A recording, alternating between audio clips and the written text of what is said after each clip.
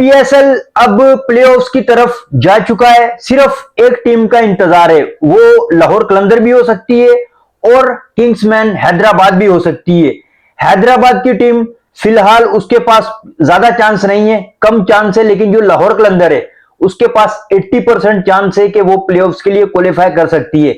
लेकिन हैदराबाद के पास कितना चांस है, वो कैसे प्लेऑफ्स में क्वालिफाई कर सकती है, ये मैं इसी वीडियो में बताऊंगा कि वो किस तरह क्वालिफाई करेगी। लेकिन आज के मैच पे बात करते हैं जो पिशावर ज़ल्मी और लाहौर कलंदर के बीच हुआ है। वो लाहौर कलंदर ने जीतने के बाद अपना 80% चांस बना दिया है प्ले ऑफ्स में जाने का, और कराची किंग्स को भी लाहौर कलंदर ने ये पीएसएल से बाहर कर दिया, क्योंकि पहला मैच आज का कराची किंग्स और कोयटा ग्लेडिएटर्स के बीच में लगा हुआ था, जो कराची किंग्स ने जीता तो था। उनके पास मतलब उनके लिए डू एंड डाई मैच था। हर मैच अभी जो पीएसएल में हो रहे थे वो डू एंड डाई मैच थे।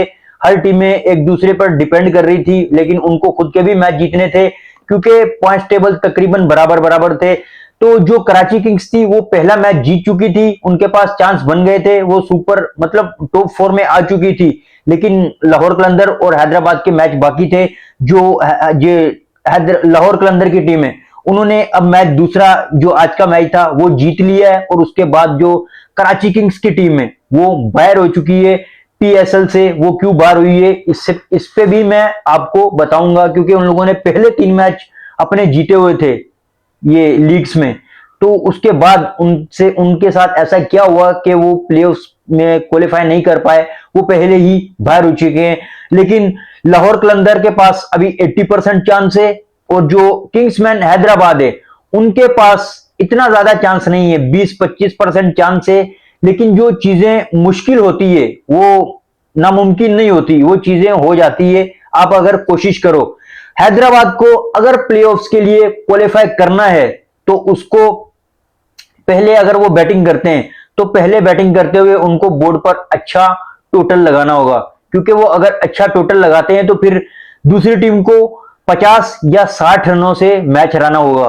50 या 60 रन, ये मैं अभी बता रहा हूं क्योंकि अभी मैंने देखा था तो शायद इतने ही आ रहे थे। हो सकता है कि मैच के बाद कुछ मैच अगर लगे तो शायद चीजें कुछ और नजर आए। तो अभी तक जो दिख रहा है वो 50-60 का ही है कि उनको 50 या 60 रन से मैच जीतना होगा। अगर वो पहले बैटिंग करते हैं, 200 का टारगेट लगाते हैं या 200 प्लस जो भी टारगेट लगाते हैं वो उनके लिए फायदा होगा। उनको 50-60 रन से मैच जीतना होगा। अगर वो चेस करते हैं तो उनको चेस 13 ओवर में टारगेट करना होगा। कोई भी अगर टारगेट होता है तो 13 ओवर में उनको चेस करना होगा, जो कि चीजें बहुत मुश्किल है किंग्समैन हैदराबाद के लिए, लेकिन नामुमकिन नहीं है।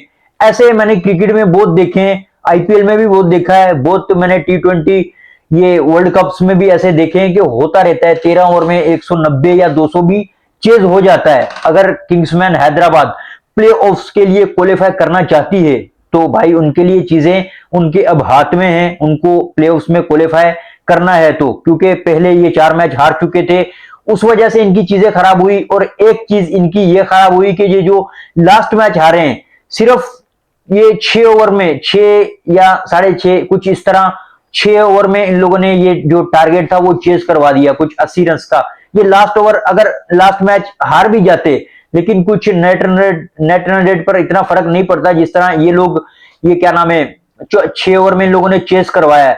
अगर उस तरह नहीं करते तो इनके लिए चीजें आसान होती, इनको इतने मार्जिन से नहीं जीतना पड़ता। लेकिन इनके लिए अब थोड़ी चीजें मुश्किल है, क्योंकि आधो आध का फर्क हो चुका है। आपको 13 ओवर के अंदर टारगेट चेस करना पड़ेगा, जो भी आपको टारगेट मिलता है, जो कि मुझे लगता है कि काफी चीजें मुश्किल है।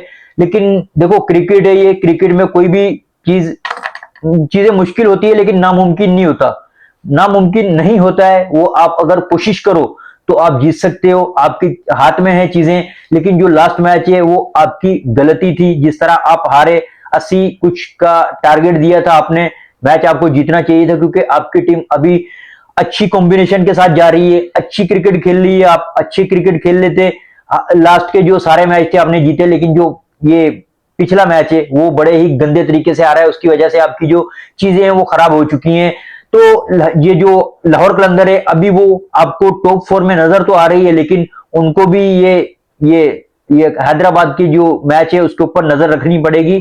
मतलब वो नजर रखेंगे कि वो भी अगर मैच हारते हैं या मतलब मैच जीतते भी हैं तो मतलब वो करीब आकर जीते। अगर वो 12-13 ओवर में मैच जीत जाते हैं ना तो वो प्लेऑफ्स में क्वालिफाई कर जाएंगे, जो भी उनको टारगेट मिलता है या पहले बैटिंग करते करते हुए जो भी टारगेट वो सेट करते हैं तो उनको 50-60 रनों से वो मैच जीतना होगा।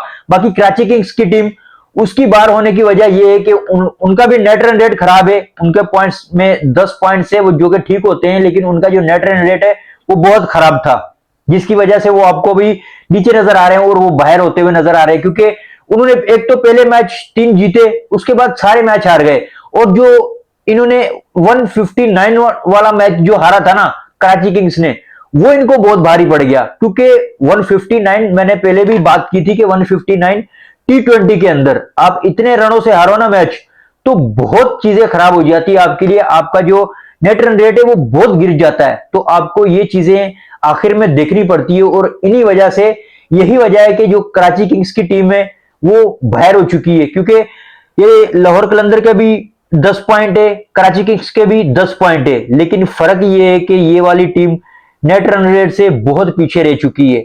लेकिन अभी भी हैदराबाद और ये लाहौर कलंदर का जो मैच है, लाहौर कलंदर है, उनके बीच थोड़ा बहुत टकरा है। क्योंकि कल जो मैच है हैदराबाद का, वो उनको जीतना भी है, अगर प्लेऑफ्स में जाना है जीतना भी है, और अच्छे नेट रन रेट से जीतना पड़ेगा। जैसे मैंने बताया 13 ओवर के अंदर चेस करना है, जो भी टारगेट मिलता है, या उनको या ये 50 या 60 रन ऐसे कुछ मैच जीतना पड़ेगा। मतलब इस तरह की चीजें उनसे उनके सामने आ चुकी हैं, जो कि मुझे लगता है कि काफी मुश्किल है लेकिन नामुमकिन नहीं है। बाकी कोयटा ग्लेडिएटर्स वो भी आउट हो चुकी थी, कराची किंग्स वो अब आउट हो गई है। पिंडी उनका मैं ये कहता हूं कि पिंडी थी नहीं, अब वो पिंडी का मैच है आखिरी हैदराबाद के साथ। मतलब अब वो भी चाहेंगे कि हम आखिरी मैच जीते, अपना अपना जो इज्जत है वो थोड़ी बहुत बचा लें। तो हैदराबाद के लिए चीजें मुझे काफी मुश्किल लग रही है, बाकी नामुमकिन नहीं है, लेकिन मैं ये चाहता हूं कि हैदराबाद की टीम मैच जीते और प्लेऑफ्स में भी जाए। वैसे तो मैं लाहौर कलंदर को सपोर्ट करता था, लेकिन इस बार इतना ज्यादा सपोर्ट नहीं कर रहा। वैसे सपोर्ट कर रहा हूं लेकिन इतना ज्यादा सपोर्ट नहीं कर रहा, क्योंकि मैं हैदराबाद को इस बार बहुत ज्यादा सपोर्ट कर रहा हूं और मैं चाहता हूं कि हैदराबाद की जो टीम है वो प्लेऑफ्स के लिए क्वालिफाई करे, जो करना चाहिए इसको। लेकिन चीजें मुश्किल है। ये पाकिस्तान और श्रीलंका वाला मैच जो था उसमें भी पाकिस्तान को इसी तरह की चीजें आई थी, लेकिन वो कर नहीं पाए, वो तो आखिर में मैच हारने वाले थे। लेकिन इस तरह चीजें मुश्किल हो जाती है अगर आप अपने जो बीच वाले मैच होते हैं, जिस तरह कल जो ये पिछला मैच हैदराबाद हारी है, उनको सोचना चाहिए था कि यार जो हमारा नेट रन रेट है वो खराब हो सकता है, आप हारो लेकिन करीब आकर। लेकिन इस तरह जगह अब जब आप हारते हो, कुछ ये 6 ओवर में आपने ये टारगेट चेज करवा दिया, तो ये 14 ओवर में जो 14 ओवर का फर्क था वो बहुत ज्यादा था, और जो कराची किंग्स का फर्क था 159 का वो भी बहुत ज्यादा था। तो उनको अब समझ में आया होगा कि ये वाली जो चीजें इस तरह खराब हो जाती है, और नेट रन रेट, उनको ही नेट रन रेट की वजह से ही ये जो पीएसएल है उससे बाहर हुए हैं। बाकी जो आज का मैच हुआ था पिशावर ज़ल्मी और ये हैदराबाद, ये क्या नाम है, लाहौर कलंदर, उसके बीच ये पिशावर ज़ल्मी ने पहले बैटिंग करते हुए बोर्ड के ऊपर अच्छा टोटल लगाया था 159 रन का। उसके अंदर बाबर आजम ने बहुत अच्छी इनिंग खेली थी, 50 प्लस रन किए, बहुत अच्छी मतलब पीएसएल जा रही है बाबर आजम की, जो कि बाबर आजम ने मतलब ठीक ठाक ही रन बनाए। भले ये कुछ लोग कह रहे हैं कि स्लो खेला है, लेकिन मुझे लगता है कि यार ठीक ठाक खेला है बाबर आजम। कुछ 45 बॉलें खेली है, 59 रन बनाए, ठीक ठाक बैटिंग की है, अपनी टीम को मतलब टॉप पर पहुंचा दिया, और क्या चाहिए। बाकी उसके अलावा ये क्या नाम है, माइकल ब्रेसवेल, उसने बहुत अच्छी इनिंग खेली थी, 83 रन बनाए थे 45 बॉल पर। उसकी वजह से जो टारगेट था 199 रन वो बोर्ड के ऊपर लगा था, लेकिन वो कम रह गया क्या नाम है लाहौर कलंदर के लिए। लाहौर कलंदर भी फंसी हुई थी, मतलब इतनी आसानी से जीत नहीं रही थी। लाहौर कलंदर के जो फखर जमान है वो मतलब इतना तेज नहीं खेले जिस तरह फखर जमान जाना जाता है ना, एग्रेसिव क्रिकेट खेली है, लेकिन वो उस तरह नहीं खेला। लेकिन वो आखिर तक अपनी टीम को लेकर गया, अगर मुश्किल होती उसकी टीम के ऊपर वो जितवा भी देता।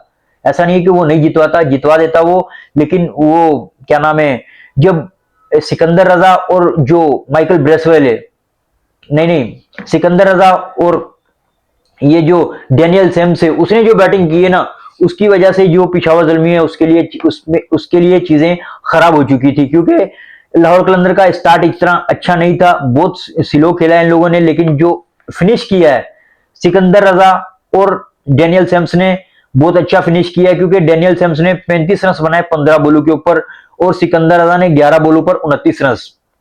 ये मिलाकर 26 बॉलों पर 64 रन बनते हैं। जो 26 बॉलों पर 64 रन ऐड हुए थे ना, वहां पर पिशावर ज़ल्मी बहुत पीछे रह गया था और वहां से ये जो लाहौर कलंदर है वो मैच जीत गया, जो कि इनके लिए बहुत ही डू एंड डाई मैच था। अगर ये हार जाते तो ये बाहर हो जाते, कराची के चांस बन जाते और हैदराबाद के चांस बनते हैं। लेकिन ये जो लाहौर कलंदर मैच जीती है उसके बाद इनके चांस 80% हो चुके हैं कि ये प्लेऑफ्स में क्वालिफाई कर रहे हैं, लेकिन कराची किंग्स के जो चांस थे वो खत्म हो चुके हैं, वो बाहर हो चुकी है।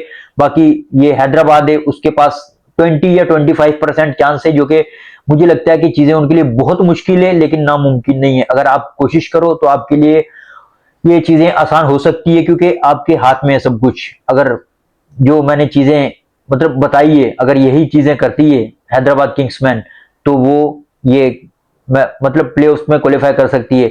मुझे ऐसा लगता है कि हैदराबाद की दूसरी बैटिंग आनी चाहिए और उनको जो भी टारगेट मिलता है वो 13 ओवर में चेस करने की कोशिश करेंगे, क्योंकि उनके पास अच्छे प्लेयर हैं और वो चेस भी कर सकते हैं। तो बाकी कल वाला मैच देखने वाला होगा, क्योंकि हैदराबाद और पिंडी, मतलब उनके पिंडी के लिए तो ये है कि वो बाहर हो चुके हैं, उनका कोई खास, उनके लिए कोई खास मैच नहीं है। लेकिन जो हैदराबाद है उनके लिए बहुत खास मैच है, क्योंकि उनके लिए डू एंड डाई मैच है, उनको जीतना भी है और बहुत ही मार्जिन से जीतना है। बाकी यही थी आज की हमारी वीडियो। अगर अच्छी लगी हो तो चैनल को सब्सक्राइब जरूर करना